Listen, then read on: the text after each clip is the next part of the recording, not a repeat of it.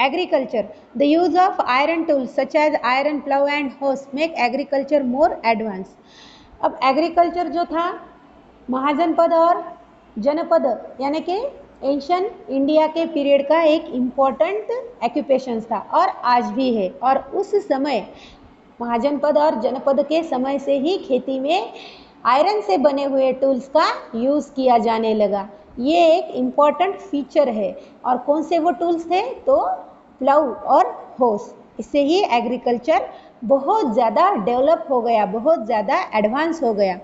Many canals and wells were also dug to improve irrigation. अब इस समय बहुत से वेल्स और बहुत से कैनल्स भी बनवाए गए जिससे कि इरिगेशन में, जल पुरवठा में बहुत इम्प्रूवमेंट हो गई, खेती को पानी मिलने लगा। People began transplanting paddy by this time. और इसी समय से लोगों ने अपने एग्रीकल्चर में, अपने खेती बाड़ी में राइस का कल्टीवेशन करना शुरू कर दिया। पैडी मीन्स राइस, उसका कल्टीवेशन करना, उसे ट्रांसप्लांटिंग करना शुरू कर दिया।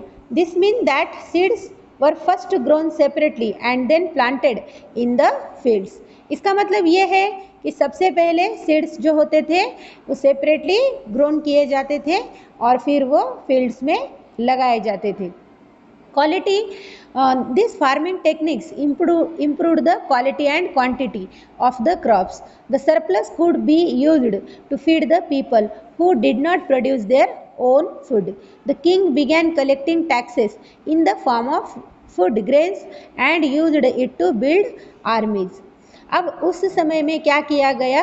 फार्मिंग के लिए नए नए टेक्निक्स अपनाए गए और उन्हें इम्प्रूव कर दिया गया। जैसे कि किसी एक ही जाति की पैडी यूज़ करना या फिर उसमें ही डेवलपमेंट करना, तो इससे क्या बन गए? हर एक फूड क्रॉप की क्वालिटी और क्वांटिटी बढ़ गई। और जो लोग अपना फूड खुद नहीं कर सकते थे, यानी कि बहुत से लोग ऐसे थे जो एग्रीकल्चर नहीं करते थे, तो उन्हें वो दूसरा काम करके अपने साल भर के अनाज की व्यवस्था करते थे। जैसे कि पॉटर, कारपेंटर, ये लोग खेती नहीं कर सकते थे, तो जो चीज़ें वो बनाते थे उसके लिए उन्हें अनाज मिल जाता था किसानों से। किसान इनके पास से कुछ चीज़ें लेते थे और उसके बदले में उनके पास का अनाज इन्हें दे देते, यानी कि सरप्लस टाइप की सिस्टम यहाँ पर चलती रहती थी। राजा जो था वो इन लोगों से, किसान लोगों से टैक्स वसूल करता था और उसी टैक्स का यूज़ वो आर्मी की बिल्डिंग में करता था और आर्मी का यूज़ वो अपने स्टेट के डिफेंस के लिए करता था, इसीलिए किसान भी उसे टैक्स दे देते थे।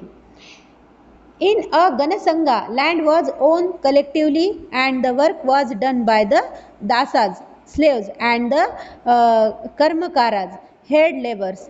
अब गणसंघा में जहाँ पर रिपब्लिक्स टाइप की पॉलिटिकल सिस्टम चलती थी, ऐसे जगह पर लोगों के खुद के खेत होते थे और इसमें जो दास होते थे, जो लोग दास होते थे वो काम करते थे और वो खेती को संभालते थे। साथ में ही कुछ पैसे देकर भी लोगों को खेती के काम में लगवा दिया जाता था, उनसे ये काम कर लिया जाता था। यानी खुद अपनी खेती में किसान जाकर काम नहीं करता था, तो वो काम वो किसान दूसरे मजदूरों से करवा के लेता था। In a monarchy, the size of the land owned by the people varied. The poorer ones used family labor and the richer ones used dasas and कर्मकार।